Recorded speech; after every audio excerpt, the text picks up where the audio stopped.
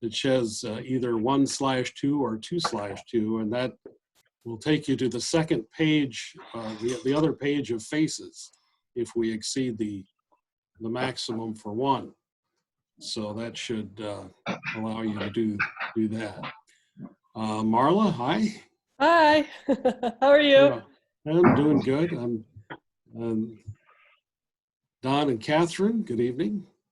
Who haven't I greeted? Oh, Kurt Hexam decided to join us. That's good, along with Elise. And let's see, who else? Oh, we get, it's going to flicker around until we get everybody on board. And, well, there's my wife. Hello. She's not listening. Like usual, she's not listening to me. I didn't say that.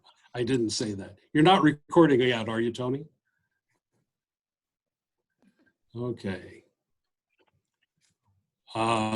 We do not have pictures on some of you yet, but it's still coming.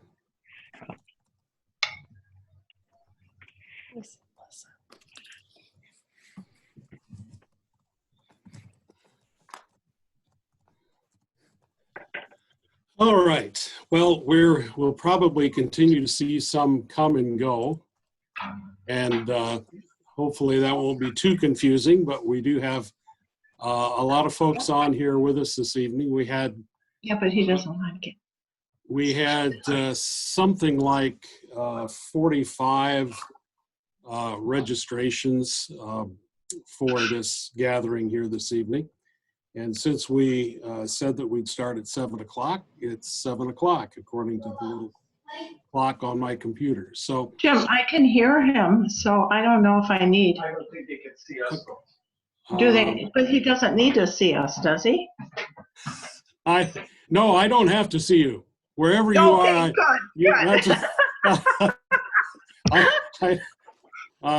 so wherever you are and whatever condition you're in, that's just fine.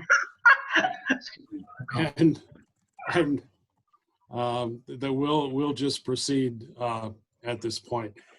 Before we even do anything else, I want to go ahead and review a few things for tonight as we meet. And I can't emphasize enough how important it is that we observe the muting rule, because that is going to be important for us to maintain our ability to hear one another, because the more mics that are not muted, the more background noise and the more clicking and more interruptions we'll have. So unless you are desiring to speak at a particular time, we ask you keep your mics muted. And once again, if you're on your computer, that mute feature is going to be down in the bottom left corner of your screen, and you can simply just run your cursor down there and you can mute that. I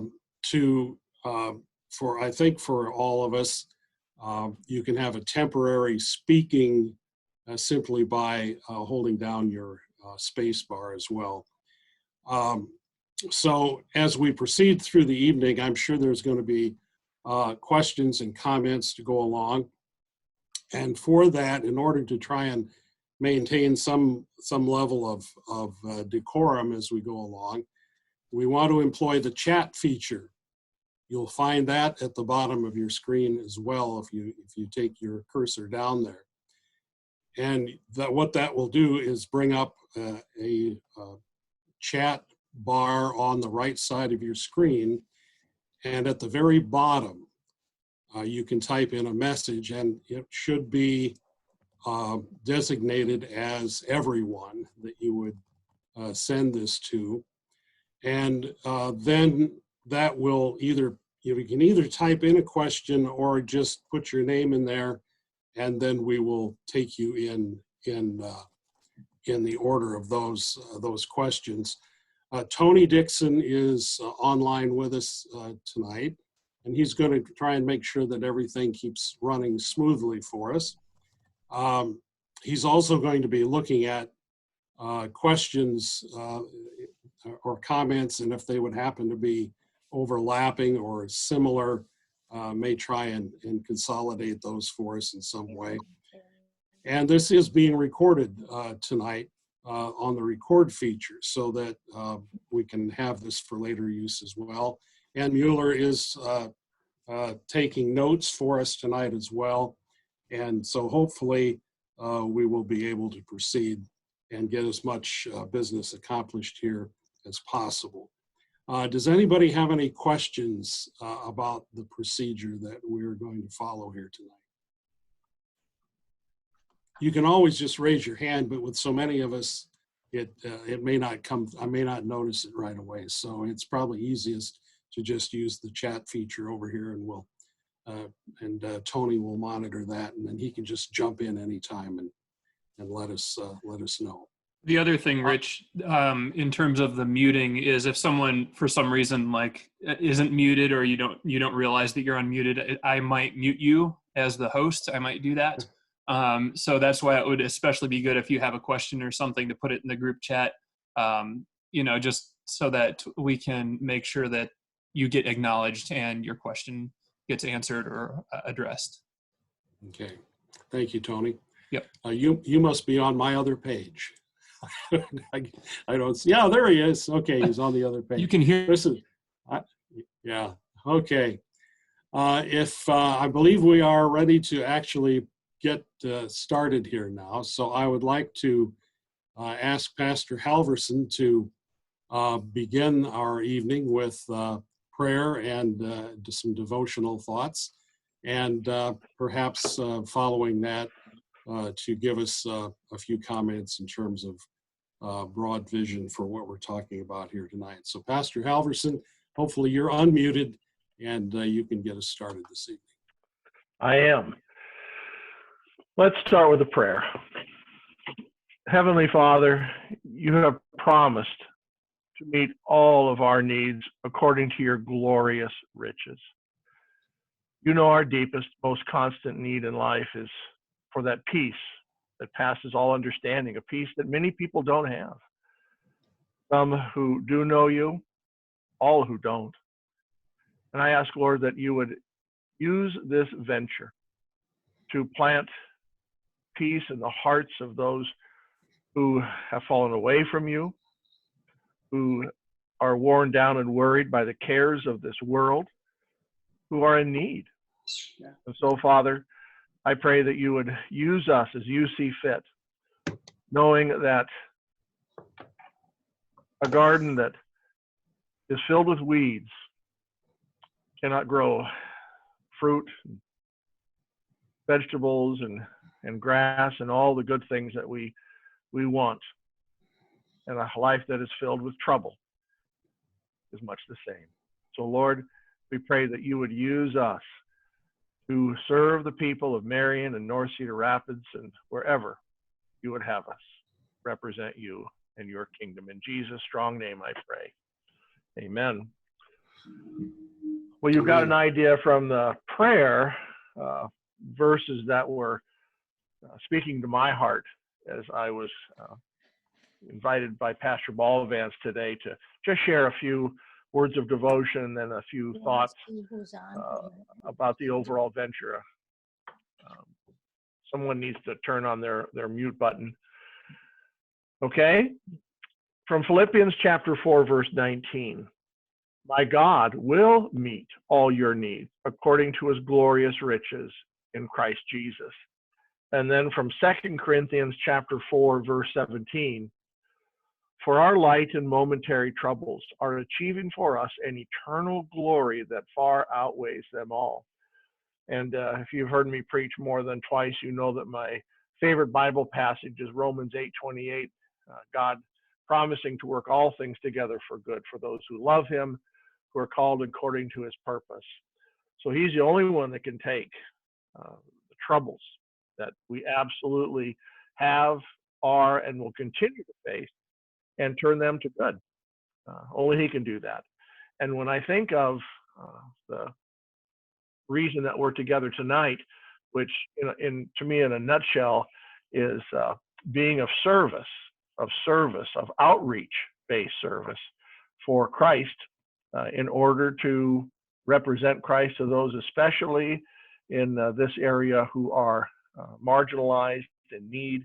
And we, partnering up with Marion Cares, I believe will be used by God to do wonderful things for many years to come, based upon these promises and these passages, and the fact that God uses us as his hands and his feet and his voice to not only tell, but to do. God has, you heard just the other day, certainly speaks through our words, but he also speaks through our actions. And the actions part, we very much are holding up this evening as something we want to pursue as a congregation and individuals with this Marion partnership. So as far as vision, I'll back up a little bit. And as you may recall, a few years back, Pastor Balvanz had the vision, the idea of trying to reach the millennials and Gen Xers who were moving in to the new apartments, the nice buildings that we're building down by the Nubo area, and wrote a grant request for $250,000 from Lutheran Extension Fund. And the reason for that was to hire a vicar, to actually have a vicar placed with us who could spend a whole year immersing himself in that situation, we as a congregation joining in. And as you all know, long story short, that wasn't realized, although we got within the top 10, and that was the first time a church from Iowa actually got that far in the granting process. And then, of course, we entered into building dreams, and that all funneled down into a project that we're breaking ground for the last of this month, early next month. And when we finally decided what we were going to do after a lot of work, I sat with Pastor Balvanz and said, okay, now let's go back to thinking about something outside of this building, this facility.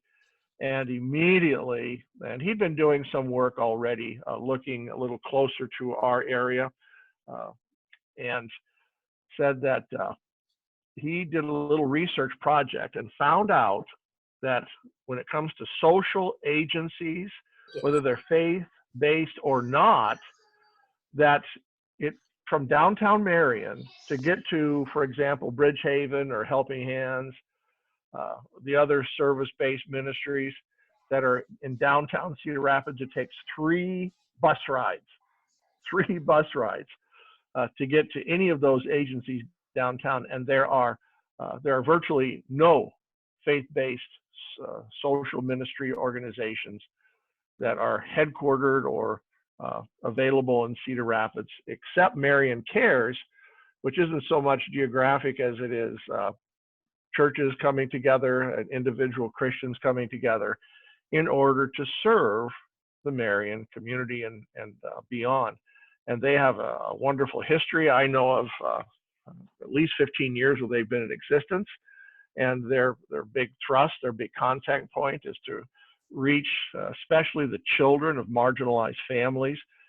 If you were with us when we were over on C Avenue, you remember that the last year or two when we were over there, the school bus used our parking lot as a drop-off point, and the kids who lived in the granted apartments around us would get off the bus, and they would come into our building, and we would have sack lunches for them. And then when some of the teachers found out that part of what Marion Care does is just does tutorial for kids who were behind, a group of them got together and started to do that as well. And so we have already enjoyed a level of partnership with Marion Care. So when Pastor Balvanz found out that there was a building, a church, an old church that was coming available after 2 failed attempts to plant churches there. And it's owned by a man who is a Christian who Pastor Balvanz knows, and he attends across the street, kitty corner from us at New Covenant. And it's always been his vision that the old St. Joseph's Catholic Church be used for ministry still. And he's put a lot of money, time, effort into refurbishing that. And so with this information and Marion Cares as an organization right now being hosted over at the Christian Church in Cedar Rapids, which is going to be doing some remodeling. So they have put Marion Cares on notice that they need to start looking for another place to house their offices and supplies. Boom. It all came together. And we believe this is God letting us know that this is something we should definitely pray over and talk about together and pursue. So that's what we're doing, and that is the vision. I support it 100%. We as a congregation have made it very plain in our surveys that we deeply value outreach, community-based outreach through service. That is a high priority, and we've demonstrated that over the years through our support of troubled schools with coats and gloves and backpacks every year, with our support of Bridgehaven, and I could go on and on. We really have had some wonderful representation in the different service ministries in the greater Cedar Rapids area. So this is just taking it to the next level, and that's what we're doing tonight, and that's all I have to say. So I'm putting myself on mute right now.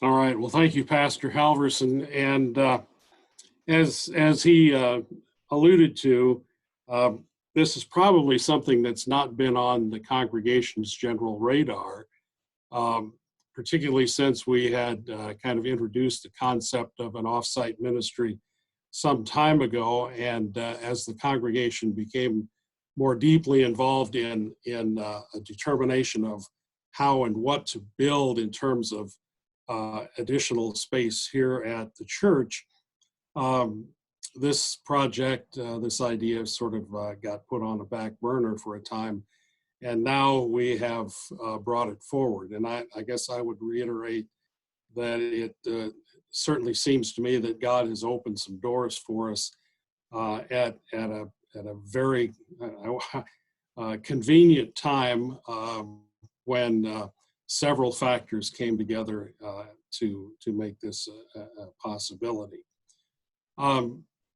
The thing that I would like to point to tonight to get us moving is first of all the fact that the congregation in its previous determinations has already stated that it's in favor of this some type of an outreach ministry, not necessarily exactly what has been put together here, but basically left that open to find what we could do, what was available, what we could come up with, and what was workable.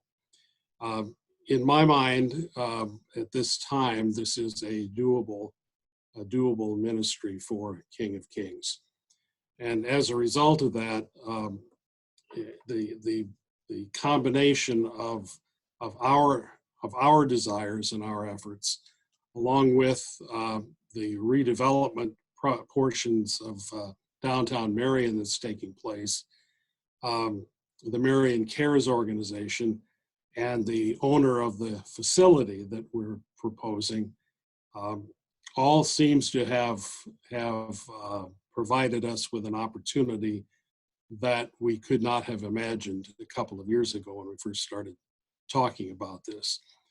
Just for a quick background, we've had quite a few different meetings over the last couple of years on an invitation basis, anyone who could come to talk about a ministry of this sort.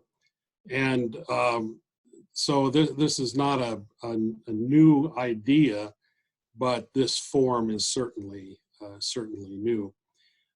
This facility, just so you're aware, has been viewed, and I won't call it inspected, but viewed fairly closely going back to last October, which is when I and Gordon Russell and Mike Koster, both of whom are on here tonight with us, went and visited this former St. Joe's Catholic Church in Marion, along with its owner and his wife, who are some very dynamic and delightful people. And they're very, very interested in this site being used for ministry, particularly gospel outreach ministry and service as well. So we took a look at the building. Tony, I don't know if you have that ministry site analysis document handy. It has some other photos within it that, if you wouldn't mind putting that up for us, and I can describe this just a little bit so you have a feel for what it is we're talking about. The location of this is at 995 Fifth Avenue in Marion. It is right on the edge of the downtown, the southern edge of the downtown area. There has been a fair amount of redevelopment work that's been taking place in the city of Marion. You'll see that where what's called Marion Boulevard, 7th Avenue is just a couple of blocks north of it. The library, the current library, is just catty-cornered from it. It looks like there's going to be some additional development just to the east of it. Either way, this is an area of prime development for the city of Marion, and this location happens to be right on the very edge of it. Normally, that green square in the center of the picture would be the park there where so many activities take place, and we're certainly hoping that we'd be able to take advantage of the number of people, particularly in the summertime, who are brought to the downtown Marion area. But that's not the only reason. The area that this is located in the southern part of the city of Marion, is an area that generally is of a little bit lower income nature. It's not very well served in terms of social services, and it's also a ripe opportunity for us to provide some of those kinds of social ministry activities.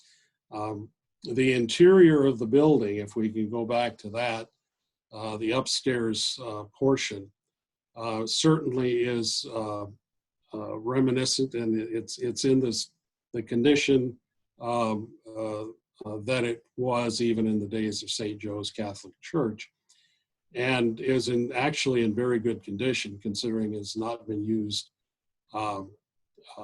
heavily for worship for the last several years.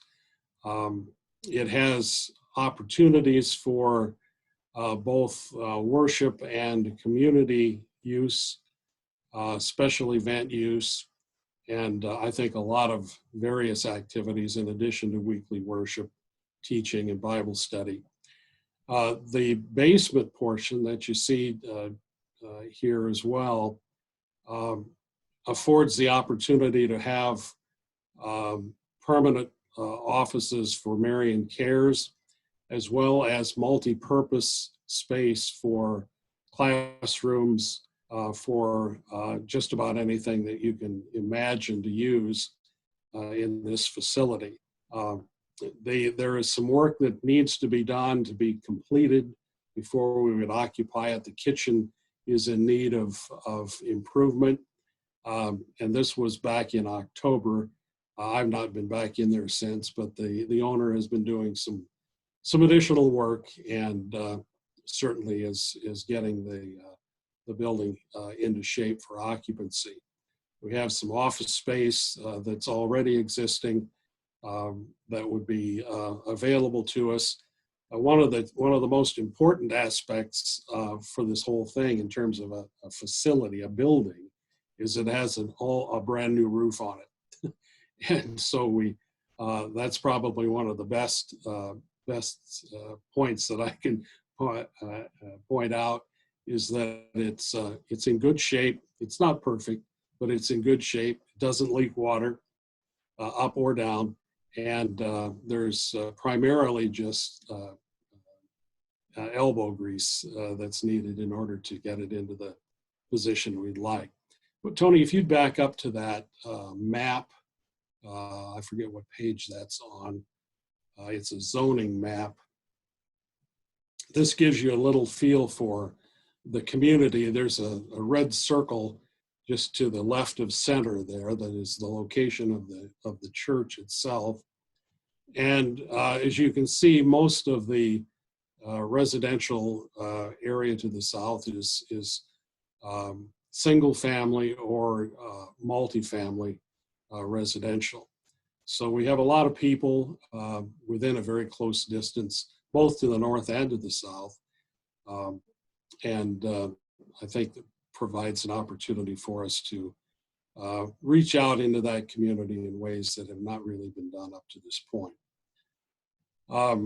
Right now, for just a few minutes, I'd like to open this to a few questions, if you have them, in regard to where we're talking about and the type of facility that we're pointing to be used for this ministry outreach.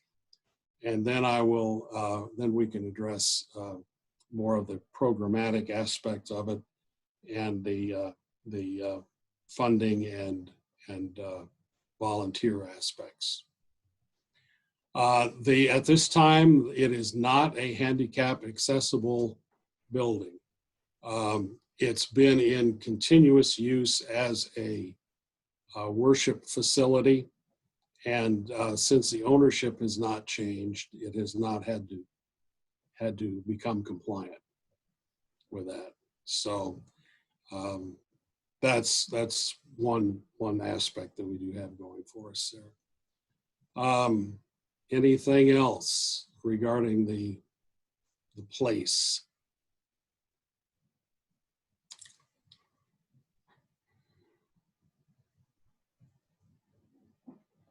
Pastor, this is Kurt. Yeah. Can you hear me? Yeah. Yes. So Yes. I think you probably covered this, but I just wanted to be clear. So we'd be partnering with the Marion Cares organization, is what I'm hearing. Would their day-to-day operations then be transferring to this facility? Yes, and I was going to talk a little more about that in a little bit, but I'll just go ahead with it right now, because Marion Cares would become permanently housed at this location. The Marion Cares organization is, I tell you what, Tony, if you have the ministry action plan, we can take a look at something in regard to Marion Cares. The Marion Cares organization is I would say it's a loosely organized group of committed people that carry out a lot of programs on a very limited budget. They have a board of directors that is volunteer, and the interesting thing about it is a faith-based group. This is going to take you clear, by the way, Tony, to almost clear to the end of that document, about the page. Where would that be? Yeah, there you go. So just to give you a feel for, we have met with the board of directors of Marion Cares. They have on their board representatives from St. Mark's Lutheran, from Antioch Christian in Marion, from the Marion Methodist Church. There's probably one or two others, but Those are the ones I remember offhand. And as Pastor Halverson mentioned, the owner of the building is a member at New Covenant across the road from us here. So we have a lot of different denominational representatives that are on the board who are overseeing this group at this time. And they're extremely excited. Here's just a quick look at how they describe themselves. Their mission is to share Christ's love with the families in our community by striving to be a community connector and collaborator, bringing resources to families who need them. Their values, as they mention, is they create relationships with Marion families by following Jesus's model of sacrificial love, to meet the physical needs and to give equal opportunity to those who have various challenges. And their strategy is really threefold: to provide services and programming for children and families who don't have the same advantages as most, by connecting with community partners to gather resources and expertise to assist families who are in crisis, and then at times to offer direct financial assistance when other options have been exhausted. Truthfully, they don't have the money to do too much of that, but when it is a disaster type situation, they have been able to do so. The current programs that they are administering are kids programming, as Pastor Halverson has already described some of what that is. Right now that's focused on mobile home communities and apartment complexes. And they take these programs to those locations. People do not come to the center to receive those programs. They take the programs to the kids and the families. And that's the way they will continue to operate. They do some seasonal things, much like we already have done here at King of Kings. And then they have the Family Assistance Project, which is sort of a safety net type of program, helping people to gain access to assistance that they need.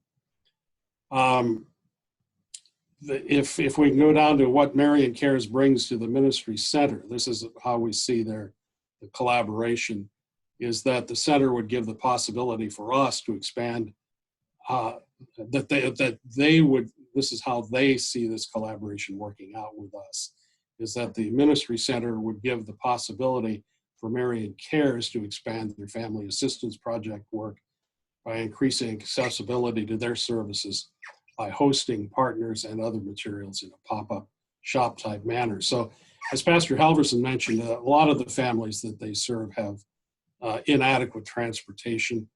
It takes many of them an hour and a half one way to get to downtown Cedar Rapids to meet with assistance providers.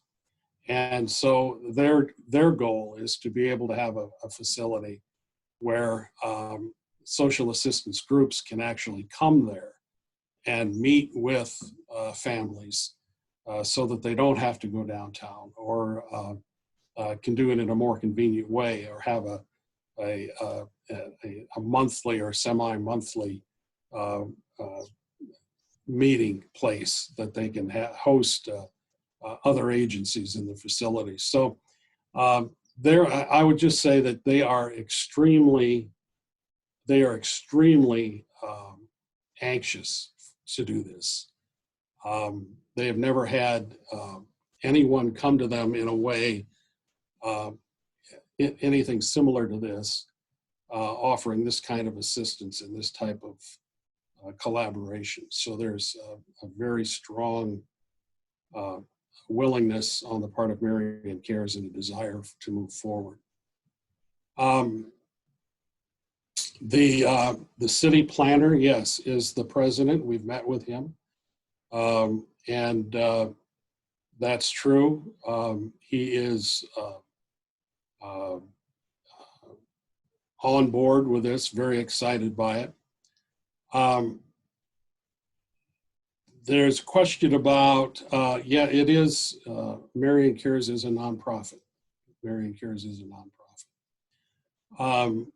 If we remodel it, what amount of remodeling would it become necessary to become ADA compliant? The remodeling that we foresee is not structural. It's mostly decorative. The only thing that Marion Cares is interested in is being able to have an office that can be locked. The basement portion is already cubicled, and to my knowledge, we would not have to do anything to change that ADA in regard to ADA compliance. Let's see, is there anything else here? Anyone else has, Mike, asbestos? That I cannot tell you about that. I can't say if there is or if there isn't. I don't foresee any kind of, truthfully, I don't see a lot of remodeling needed.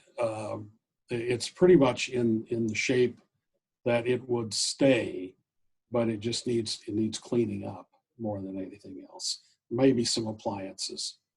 Tony has just posted the Marion Ministry operating plan for anyone who would like to have it in the chat. You can download that. This is a document that Mark Mulbrook and I have put together, and I want to thank him for all the work that he put into this in coming up with a framework for getting this off the ground. Tony's also posting some other documents there that we've just looked at that you can download for your own purposes as well. I don't want to give the impression that we're ready to move in, because we're not. There's still a lot of work to be done. And part of the reason we're meeting here tonight is because of the fact that there's a lot of work yet to be done. And that's going to require people, and it's going to require collaboration, and it's going to require some funding. This is being set up as an auxiliary ministry of King of Kings. It will not run through the King of Kings budget. So we are hoping to be able to finance it independently. That means through us as individuals and families. And in the long run, we hope to be able to develop an ongoing revenue stream through grants, through other individuals, for other members of other congregations. You will see in the documentations, I think there's maybe one more. I know it's in the operating plan, I think. There is a provision for a separate board of directors oversight committee, however we finally call that would be that would oversee the operations and the programming of this ministry. It is different enough from what we do here at King of Kings on our own that we want to give the opportunity for others to support it. But we can't, in doing so, we can't allow ourselves to for people to contribute to essentially underwrite the operations of King of Kings. So they have to be able to know that if they contribute, donate to the ministry and outreach center, that they're not simply subsidizing the King of Kings congregation. It's my hope that down the road we will be able to engage other LCMS congregations in this effort. Some have already indicated in the past that they would be, that some of their members would probably be interested in having a role. That was particularly true from Bethany. And so we're hoping that the one thing that people want to see, they want to be able to give their donate to something that's already up and going. They want to have something to see and look at and acknowledge that this is a thing that is, and it's not just somebody's wild idea.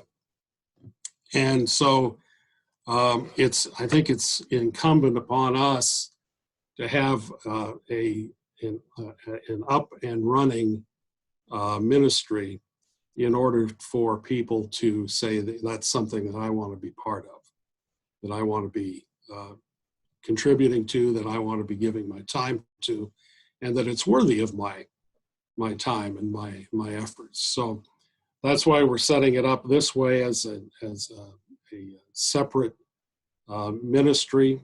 It still is under the control of King of Kings. The board of directors, the oversight committee, whatever we call it, will be members from our congregation. We can invite others, certainly, but we will always have the control over this ministry. Rich, Danny Wangerman, I have a basic question. Have you considered whether this should be a separate 501c3? Well, it very well could. I guess the way I was looking at it is that I didn't want to get my expenses built up ahead of time in terms of attorney fees and things like that. If we could get the framework together, and then if needed to organize officially in that way. And Sherry Brendas, I want to ask you a question. The camp would be an example, sort of, Iodicica. It has a separate board, but it's not a separate corporation, is it? It has its own EIN. Okay. And it's a separate 501c3 through the synodical group ruling. Okay.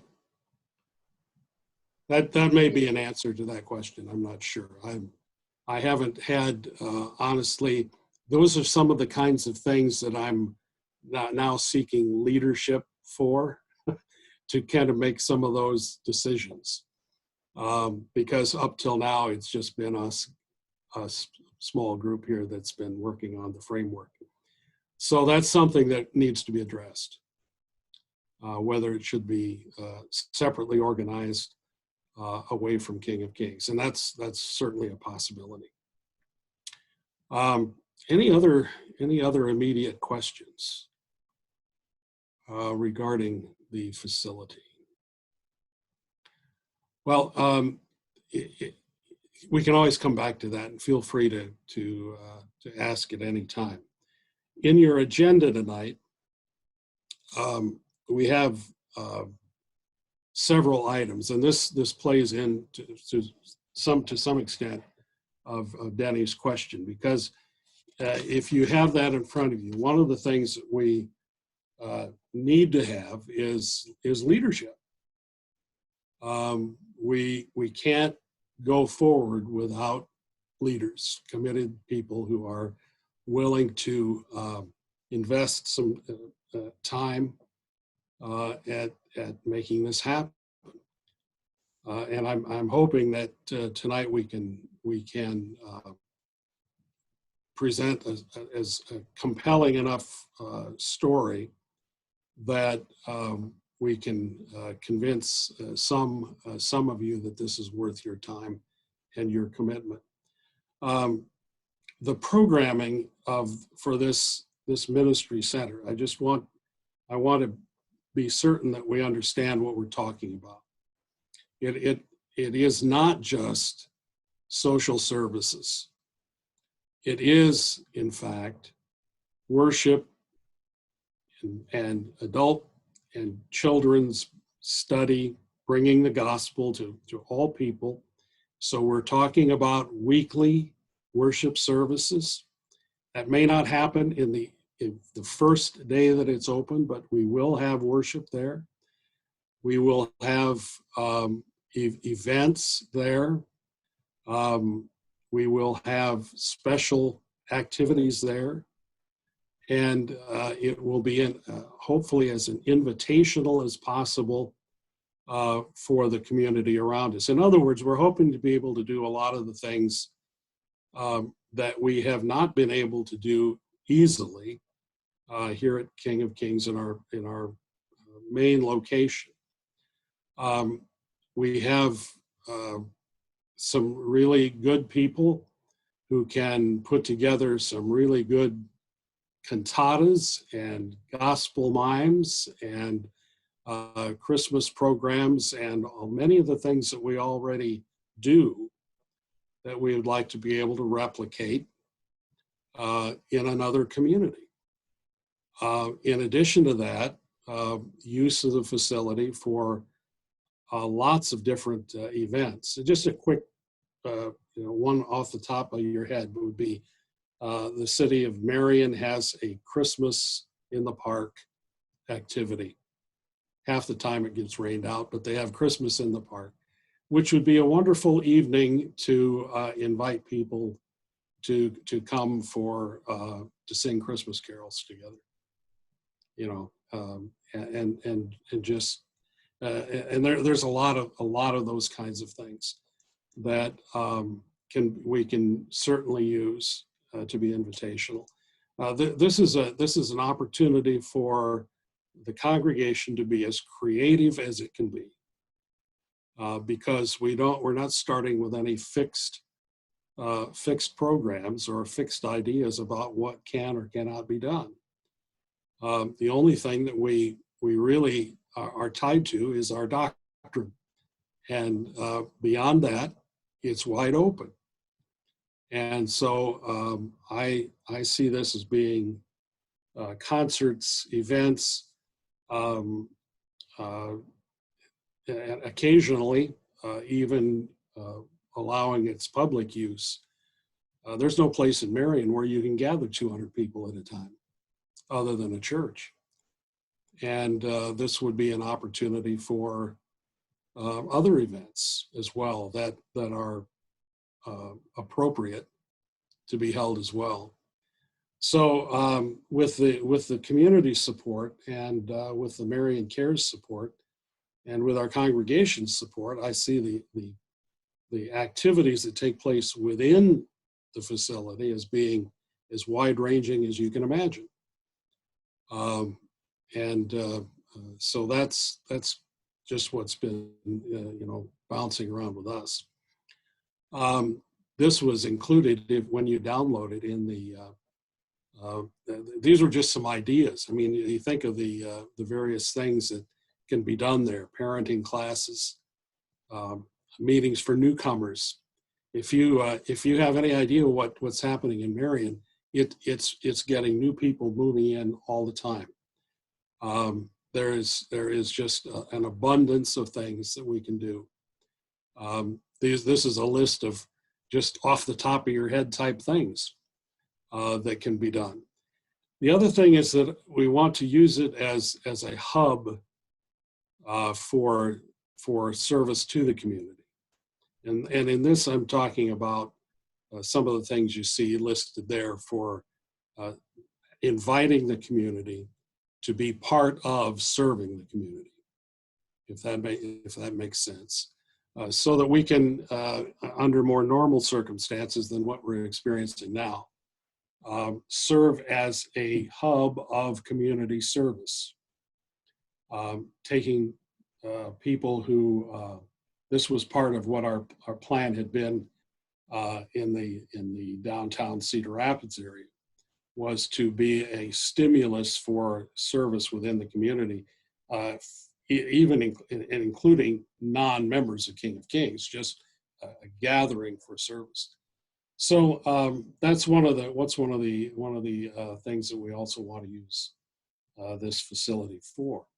It's wide open. It's wide open at this time. Comments or questions? Rich, Denny Wangerman. I don't mean to, I really, and I know that Luann and we could underwrite this part, but looking at what you're talking about doing there, it seems to me like we want to separate liability-wise our church from this this service entity, mainly because you have a lot of different constituents that are going to be there, and I don't want to say that we're litigious in this society, but it seems to me that it would be a great opportunity to have a separate organization, which we could I think relatively cheaply put together with a 501c3. And I do believe that this is the environment to do that in prior to November, depending on what might happen with the election, because I think that the IRS is pretty focused on helping put together 501c3s like this now versus what was happening under the old administration.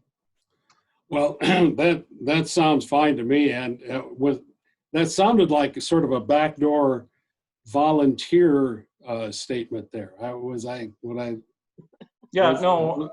about that? I would have to work with you guys on what you want to fashion, but we could get that taken care of. Okay. I will write your name down. And Denny and Luann, you got that? Okay. All right. That's the official note taker there. Okay. Let's move on. The Oversight Committee is going to be made up of, it includes a member of our pastoral staff, a representative from the governing board, a representative from the Board of Elders, and we already have a volunteer for that. Thad Ramsey, who is on our Board of Elders, has already volunteered to fill that position, leaving 3. And there's no question that in the beginning this is going to be an important role in helping to get the framework established and the center operating in a fashion that we want it to. I have no qualms in saying that it'll be an important and probably time-consuming job for a period of a year or so. I do propose that we have some non-voting members on there. A representative from Marion Cares, I think, is worthwhile. And Mike Stefik, the fellow who owns the building, he's really interested in being able to contribute his own thoughts. He's a Chicago native. He talks like Mike Ditka. So if you can, if you don't mind the Bears, you'll be all right. Nice guy, great family. He owns the building next door, which is a 4-plex apartment. So at this time, I'm not going to appoint people. Certainly, I'm not going to try and strong arm anyone, but I would be very interested in entertaining people's willingness to become part of that board. As you're thinking about that, Marla had a question about a lease on the church. Mike has not requested one. He's never had a lease to his previous occupants. I think it would be fair to him if we did. if we did have a lease. Honestly, his previous occupants stiffed him both times. Churches that failed to follow through on their obligations. And that was, so the last congregation that was a startup there, he never received a dime from them, and they were in there for 2 years.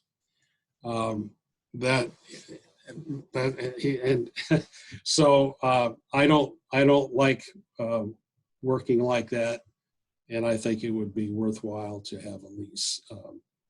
I haven't mentioned the lease, the cost that he's willing to rent this to us, but assuming that the property taxes don't kick in, since we continue to be a nonprofit, this is one of the things that we have to think about in terms of the organization of this, is that as long as this has been a church, it has remained untaxed and for property taxes. And so, Danny, that's something we'll have to think about as well. But I think we'll be good there. So anyway, the net lease cost on this is $2,000 a month. That's there could be some additional pass through, but I don't think so. If we can maintain the religious nonprofit nature on the building, property taxes should not kick in. Elise asked, would there be any issues with worship, Bible study, and prayer? And this is actually, regarding Marion Cares, this is actually something we talked about with them. And they're fine. They're fine with this. They're so anxious to have a permanent facility for a faith-based organization in a gospel outreach facility, that not one member of the board objected. And in fact, they were all very, very complimentary and spoke very favorably of it. I did say, though, that in meeting with them, I told them that our object was not to Lutheranize Marion Cares, because their gospel message that they take out into these various neighborhoods is a very simple message. Jesus loves you. He died for your sins, and if you have faith in him, you're saved. I mean, that's the message that they take out. So, and when it comes to denominational hair splitting, we're not interested in anything in regard to that. Anything that takes place in the building, however, is according to us. I mean, we have the doctrinal control over any teaching, preaching, worship that takes place within the facility. They continue to operate independently in their programs that they take out into the community.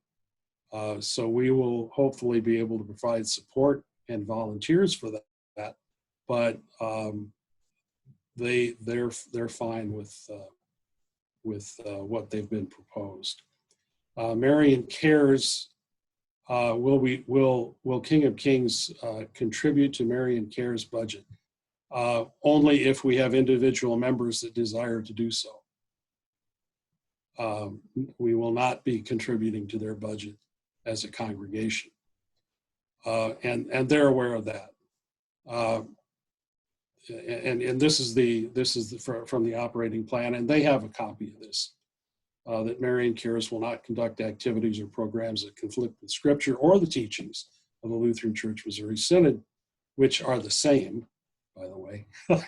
But if there are concerns that there may be an issue, the pastoral staff on the oversight committee will make that determination, and it will become the ministry leader's responsibility to implement. So that is the understanding that we have, and that there are no expectations of financial support of Marion Cares from King of Kings.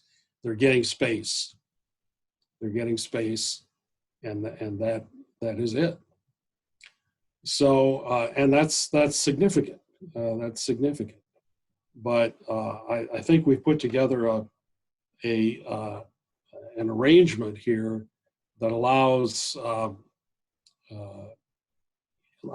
us to do what we need to do, what we want to do, and be faithful to our doctrine and teachings, and at the same time work collaboratively with other Christians in the community. Will the Lutheran Church Missouri Synod be in any part of the name? Or I haven't really thought about that, because we haven't developed much literature about. The only thing is that brochure that I put together, and I guess I don't have LCMS mentioned in there anywhere, because it's just mentions King of Kings, and we certainly can't do that. That's honestly, I don't have the Synod's logo handy anywhere, but it does mention in here, as Tony has highlighted, that we are a congregation of the Lutheran Church Missouri Synod, and that LCMS pastors are the ones who are directing the worship and activities. So from that standpoint, we do have a mention of it, but that's the only document, I guess, that we have out at this point that really mentions it. I do want, there's a couple of things that you should know, however. The first is that I have talked with President Saunders, the president of our Iowa District East, about this. His reaction is, what can I do to help? He's aware, he has these documents available. He has them, has looked them over, is I think excited about the prospect very much. Truthfully, maybe somewhere down the road we can arrange some synodical support as well. But it's one of those things that there's something called a recognized service organization for the LCMS, and gaining that status essentially confirms to donors that a ministry is one approved by the Synod, and it gives a little bit of confidence, I guess, to potential benefactors that the work that's being done by a recognized service organization is approved by the Synod and is worthy of investment. So that's one of the goals we have down the road, is to become a recognized service organization. And there are many, and many of them are single stop type little organizations like this, like the Marion Ministry Center. The other thing that you also need to know, and this is not a secret, there is another LCMS congregation in the city of Marion, St. Paul's Lutheran, and we've approached them about becoming. At this time, they don't have any shared interest in becoming part of this ministry. So at this time, we would be going into the Marion area without any support from, at least not any official support from the other from the LCMS congregation in town. However, President Saunders is aware of that, and he's remains supportive of this center. So with that, it's just because that is a concern that some people have expressed. Are we moving in on somebody else's territory? We've been very open with other congregations and about what we're wanting to do, attempting to do, and hoping that others would eventually find reasons to come on board and come alongside us. Let's see.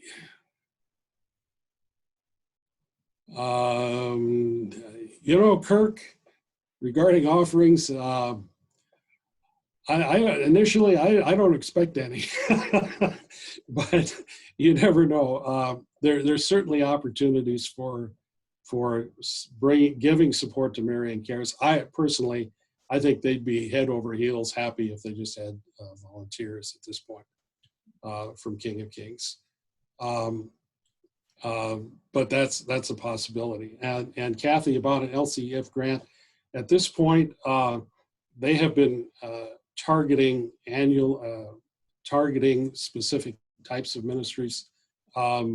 And this last year, it was all focused on schools. And the current year, I've not seen a thing. So I don't know if maybe they aren't even giving any grants this year. I don't know. So if they ever do offer any grants that would apply to a ministry like this, we'll be right in there. But for now, there's no indication that any of that will be forthcoming at this time. We did get a $1,000 grant from them, however, this year for the Summerfest. Now we just have to be able to pull it off. But we'll get that done as an outreach also. I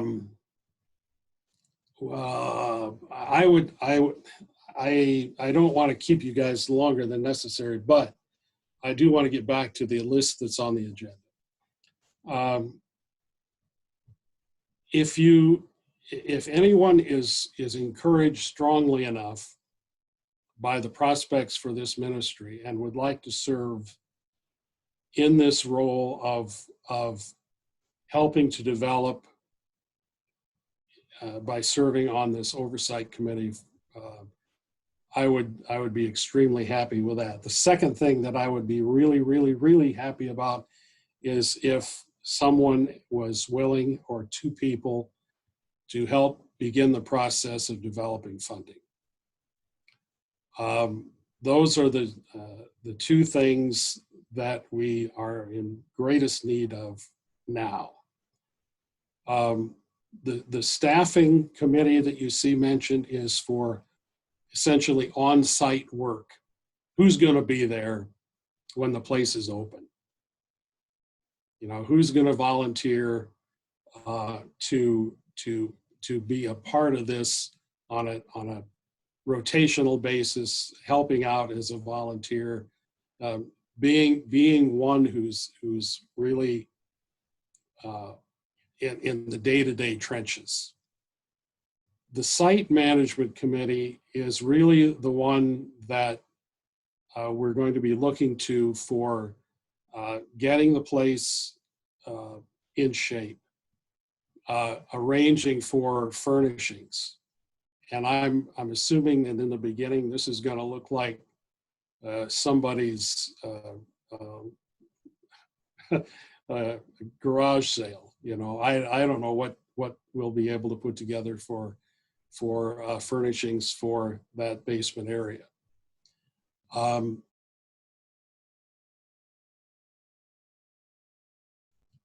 That is a person or persons who maintain the ongoing relationship with Marion Cares and coordinates our joint activities.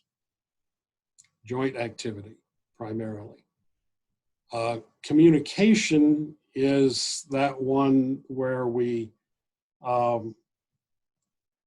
need to communicate with our sister congregations, with our own congregations members, with the city, with and others, you know, whoever that might be, because I have no reason to believe that the city of Marion, at least under its current leadership, will not be extremely supportive of this move.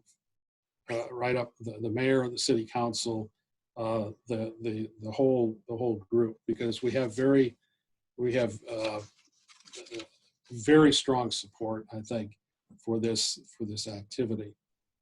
And then finally, there's a ministry volunteer committee that we need 1 or 2 people to chair, which is basically matching people with volunteer opportunities.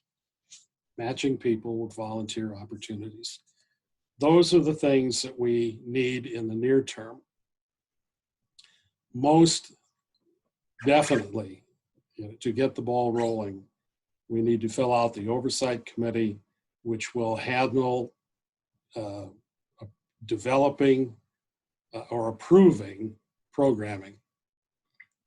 Pastor Halverson and I will take care of, and other staff will take care of the worship aspect to begin with, but we will also be looking for Gordon and others to be contributors to that. Our own staff. I haven't mentioned this. All the professional work here is going to be done by your current staff. Tony, that look of shock on Tony's face. What? But yes, that's the intention.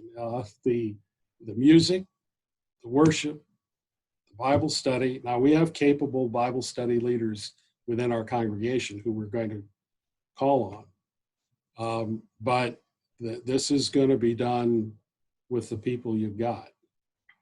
And that may mean that we need more people or more helpers for the rest of what we're doing here at King of Kings. One way or the other, that's how we plan to start off. So who would like to do what? I hope you'll pray about that.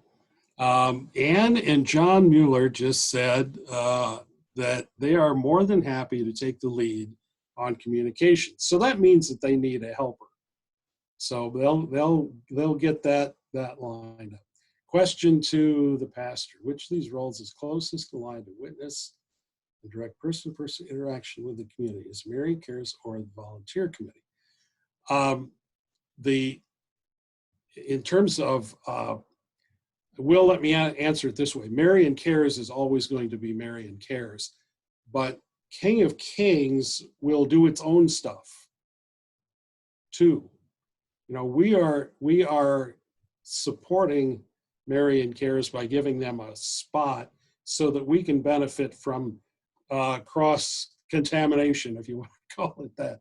We're hoping that some of Marion Cares activities infect what we are doing, and perhaps what we do infects some of what they are doing. But our outreach and event planning and all of that sort of thing is us. That's us. We're supporting Marion Cares with space, and we want to take advantage of the good reputation that Marion Cares has in the community. And I don't know, Becky, if I've called on you several times in the past because you've actually had more experience working with Marion Cares than I have, certainly. And I don't know, would you just talk briefly about the group and? Sure. Yeah. I've actually only been a part of their, what they call special event ministries, I think, or programming, I guess. So one thing we do is, or I have done, is been a part of their backpack ministry. So you can adopt a student, and it's a particular, you would have a particular student in mind. You don't know their name, but just a number. And it's very organized. And they'll say, you have a child from Starry Elementary that's in 3rd grade, and here's the 3rd grade list from that school. And then you can make up a special backpack that's numbered and can leave a note in there or whatever else they need. And then those are ready for the students. They're all organized. So I've usually been a part of collecting them and sorting them and handing them out, and found just extremely gracious, very appreciative people. And last year we were kind of overwhelmed at the timing, and something happened. And so we were running a little bit behind. And even then, the people that Marion Cares works with are just so appreciative and have a really good relationship with Marion Cares. And the people that that serve them to help them. So we've done that. I've helped a little bit with they do a big Thanksgiving dinner each year. And they do some Christmas stuff. Just, they have a lot and they did trunk or treat this year as well. And so people just can decorate their trunks, but instead of candy, they have coats and hats and gloves, socks, toiletry items, and actually, I believe it was HACAP was there with food as well. So a lot of the necessities, and also blankets. Blankets were the big hot commodity there. So it's amazing, and they do a good job serving serving as many people as they can. They also do Bible studies and have meals served at the Bible studies for anybody who comes. And so we've been a part of helping out with that too. So I've just been thrilled and really excited to be a part of it. And right now they serve largely 2 mobile home communities in the area. The one that's kind of across from Hy-Vee on 151 in Marion, and then the one that's over just across Highway 13, 151 by the new gas station. So those are largely what they serve. I think that they're kind of thinking if they can get closer into town in Marion, that opens up another opportunity to reach a population that, doesn't get served quite as much through them. So. Okay, good, thanks. Mm-hmm. Yeah, and honestly, Marion Cares tells us that they've done relatively little in the Marion school district. Most of it's been within the Linn-Mar district, and they're hoping to be able to double the level of activity that they have by becoming aligned with us. So that's to me, that's very exciting. Linnea, traditional contemporary, whatever we can get volunteers to do, I would imagine. I would expect that this is going to be an opportunity for us to do a lot of things, and so that's about as far as I can go with that at this point. As you maybe saw in the photo, there was a Baptist congregation that was the last one to use this facility, and so they had removed most of the chancel fittings, furnishings, and so it's kind of it is right now has a stage effect. The baptistry that you see there in the back has been removed now at this point. And that's one of the things that I actually liked about this, is that the front of the building, of the sanctuary, actually lends itself to a lot of different uses. So we have this opportunity here to kind of start out fresh, however we would like to do that, and some of that can be revamped, I think, but for the most part, it provides some opportunity to do just about anything. At Christmas time, Easter time, some of these things, it certainly could be very traditional, but there's every concerts of some sort. The contemporary worship I see as being something that really would fit in well there, even though you've got a building itself that looks anything but contemporary. The capabilities are wide open. What kind of elbow grease is needed to prep for any kind of first event opening? Well, as you might expect, there's the pews and that sort of thing are in need of polishing up. I mean, there have been congregations that preceded this project that just really didn't do a good job of cleaning and maintenance and ongoing care that we would want to see. So it's not there. We'll have to get in there and see again. There was still some painting that was being done, but the owner had been working quite diligently through the fall on getting some painting done in the interior that was needed, along with that kitchen. But it's for as little care as it has had, it's in remarkably good condition. It even still has one bell in the bell tower. I don't know what happened to the other one, but it has one bell in the bell tower. So you might be able to ring that on opening day too. I don't know.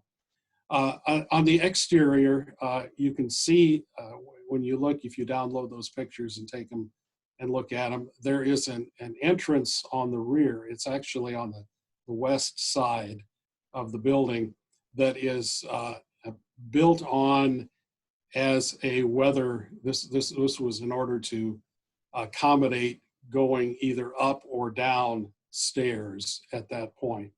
And you can see it needs some work on the outside. Mainly it's just paint, however. It probably needs to be scraped. There might be some boards that need to be replaced there. But that was the entrance from what was the rectory. You can see it behind that wood addition. And by the way, would be what I would foresee being the Marion Cares entrance on the west side. Behind that is that office space that was an add-on at one point to the building itself. So that gives you a little bit of a feel for how it's set up. The mechanical aspects of it are being updated now. He has a couple of new air conditioning units that are yet to go in, but for the most part, it's in pretty good shape, especially compared to some other things that we'd looked at earlier. This was not the first place we looked. The old Pentecostal church on Old Marion Road in Cedar Rapids we looked at. Where else did we go? There was someplace else. Anyway, we looked at several different potential sites, and none of them came even close to what we have available here. So this was and at 2,000, potentially a little more than that a month. Of course, we have our own utilities and all those things. My rough guess is that it'll probably cost about $5,000 a month to run it.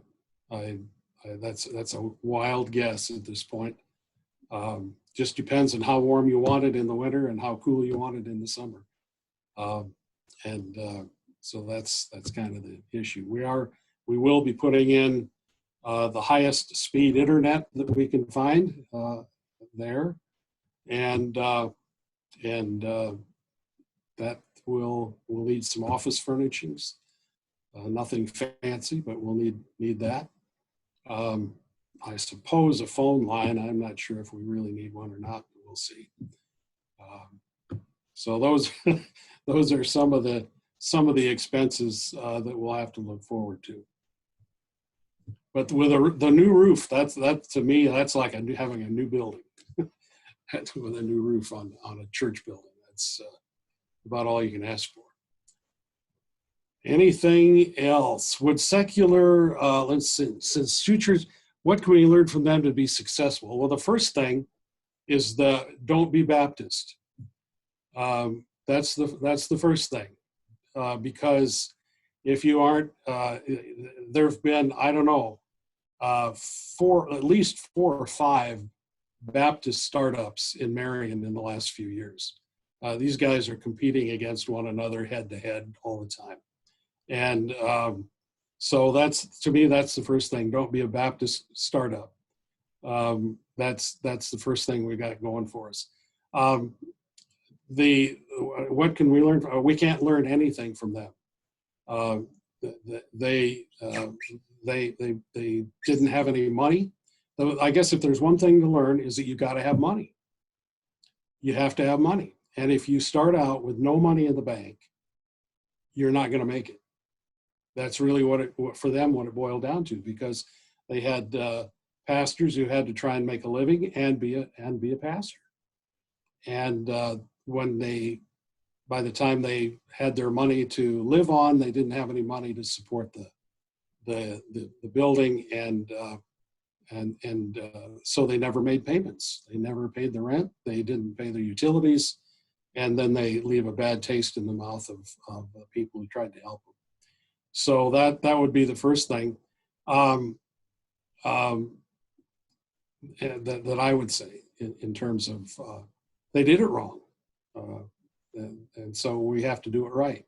We have to figure out what's right and do it right. Would secular events be allowed?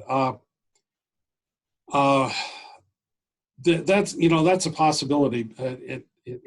The way there's a fine line there between what's secular and what isn't, and I certainly would think that there's opportunities. The main thing is to remain nonprofit, and so that's how we have to look at that in terms of how that would be handled, and that could be through donations or something else, I suppose. Let's see, but yes, the community, giving the community access at certain times certainly is part of the plan. Is there only on-street parking? There is on-street parking, but there is also nearby parking lot parking. So at one point, St. Joe's, before they built their what you still would call the new church in Marion, was worshiping 900 people a week in this facility, and it shows what can be done if you need to. And so yes, there's very little convenient parking. In other words, you're not going to be able to drive through the canopy and drop somebody off and then go park nearby and that sort of thing. This is more small town church parking, but there is available parking nearby. There is no sound system. That's one of the things that we need to accommodate for any type of music program that we have, other than a cappella singing. There is no sound system at this time, so that's something that we have to get arranged.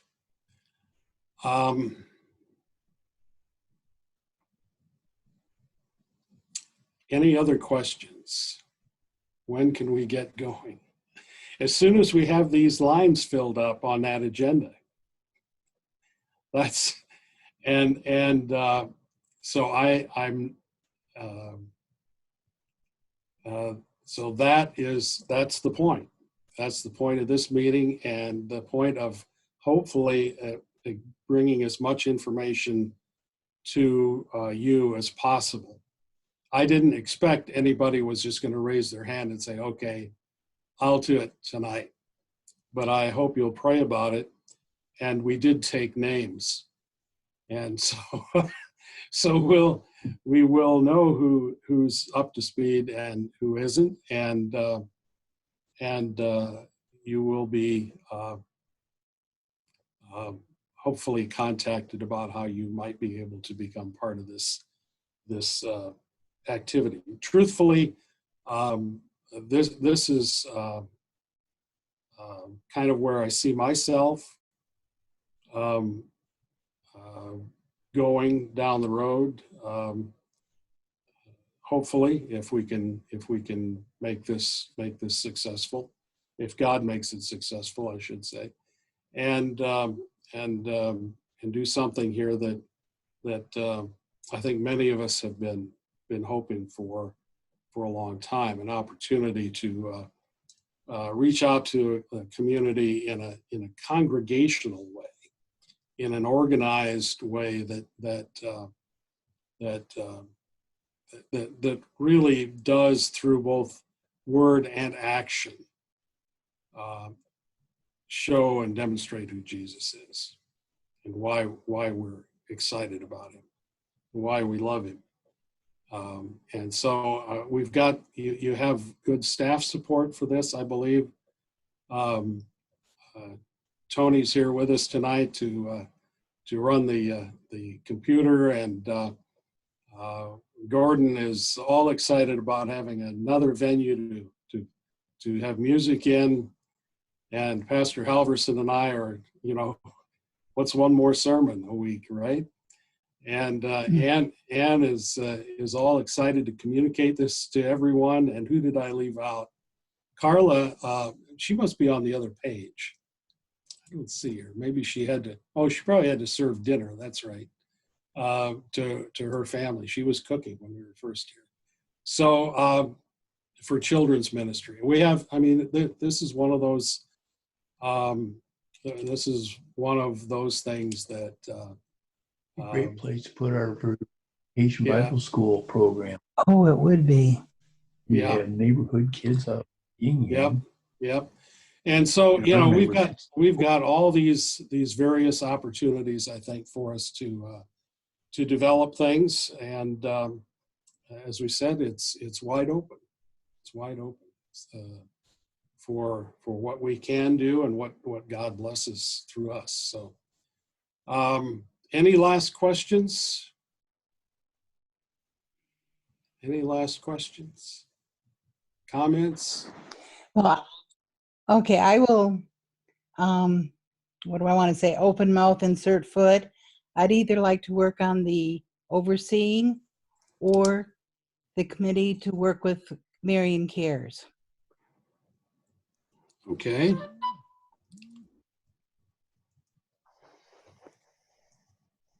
We will put you down as an alternate for both, and we'll figure out where we need you. How's that? Sounds good to me. Okay, thank you, Chris. Pastor, when are you looking for? I think I might have seen a date of May 29th in one of the slides that you passed. When are you expecting responses? Well, I expect a response tomorrow, and and then your group is supposed to have your group is supposed to have its first report in by May 29th. That's to report on how much work you've got done. So tomorrow's pushing it, I know, but that's the point. The point is what we would like. I haven't pushed this